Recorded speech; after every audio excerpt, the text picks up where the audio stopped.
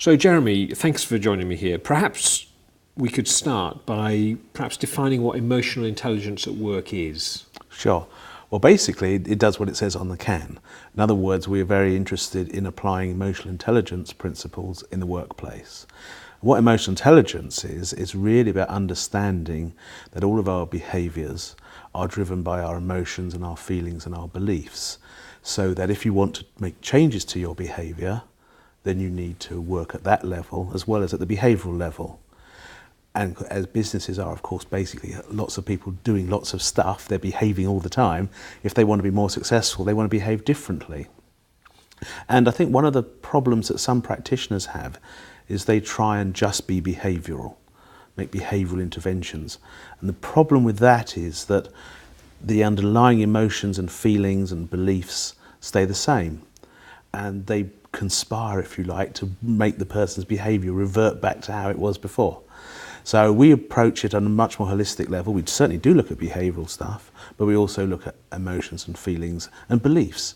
You know, how come you're behaving the way that you are? Do you think that for some businesses, the idea of looking into the emotional side of what they do is almost like a step too far? It's not, well, hang on a minute, this is business, this isn't about my personal life and all that sort of thing. You know, how do you, I presume you do find some resistance there. How do you get over that? How do you convince people that this stuff is important? I don't try. Because frankly, there are a lot of businesses, possibly 90% of businesses, which don't want to go there. And if I start to try and persuade, I'm trying to control their beliefs and their feelings about the whole subject. They've got to change their beliefs and feelings themselves. So they need to be willing. They need to be willing in the first place. I take the view that there's 4.1 million businesses in the UK, and we can't coach all of them. So let's just concentrate on the ones who are receptive to the idea. That's actually why it's called emotional intelligence at work. The word emotion is almost like a gatekeeper there. It's almost saying, if you think you're going to have a problem with this, then maybe you want to approach it in a different way. Maybe you want to wait until you're ready. Conversely, those people who are interested in it, and that comprises my client base, are keen to know that there is somebody who is able to work in that realm, in that sphere. So it invites them in. Do you think once you've made that decision and you've invited someone in, are you potentially opening the floodgates to some stuff that maybe you didn't even know was there? Yes. Do you need to prepare yourself for that possibility then?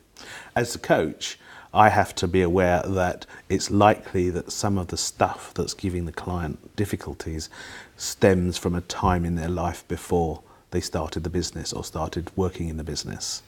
As the client, I would say to them as clients, if you're willing to go there, we can explore it. If you don't want to go there, I won't force you. I will ask the question, can I go there?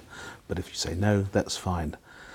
And I've had clients where it's been quite clear that their issue is caused by something that was in their past, and they've just said, I'm going to talk about it with my girlfriend or whatever, and that's fine.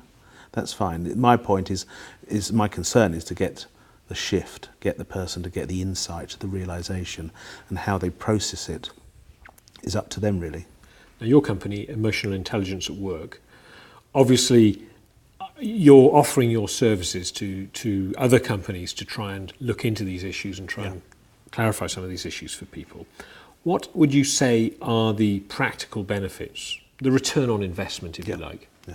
Well, there's two ways of looking at it, although they're basically the same, two sides of the same coin. For those businesses that are already successful but want to grow, the means they're going to grow is almost certainly by bringing in new staff, new people, and the way that they're going to be successful is to have those people integrate well and the expanded business working together as a successful team. So that's one area that we can show a return, because you just look at the bottom line, basically. It's as simple as that. However, there are other businesses which are more or to greater or lesser extent stuck. And for them, it's often about just resolving those issues that one or more people in the business have and helping them move forward. And I think there you can basically say that there's a benefit in terms of the work experience that people have. They're just happier, they're less stressed, they're more successful. So there will be a bottom line implication as well. But I think it's important to recognise that there are other benefits as well as just the financial ones. Is this a long process? I mean, could you talk me through what a typical job might be and how long it would take to gain benefit from it? Well, I have one client, she's a sole trader, so by definition I'm coaching her, and I've worked with her for 5 weeks. She's had a session a week, and now we're having a break as we come up to Christmas while she really puts into effect the things that have come from the coaching, and she may well have another session in January, next month. Another client, I've been going to see them for 90 minutes on a Wednesday or Thursday afternoon every fortnight for the last 2 years. So it's horses for courses. For the first client, that lady, she had a specific issue that she could see was holding her back, and that's what we worked on. For the other client, they're rather in the category, the first category I said, where they were essentially successful. They wanted to grow the business. In terms of manpower, the business is twice the size it was when I started coaching them, and they're going to carry on growing. So they look upon me as more, I think, the person that they can just use as a sounding board. They can use as somebody to have a conversation with about what's going on in the business. And when it's time for them to recruit their next person, I think I probably will get quite involved in that to help them ensure that they've got the right person on board. So Jeremy, if a new or a young business were to come up to you and say, Jeremy, what is the one thing I can do or concentrate on in this sphere of emotional intelligence that will help my business? What would be your answer?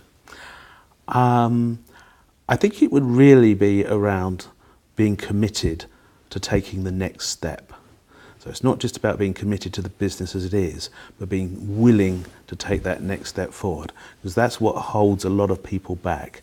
It's that fear of the unknown, fear of success even, fear of failure. And if you're just willing to just go there, then that's half the battle. It's just setting that intention, that commitment.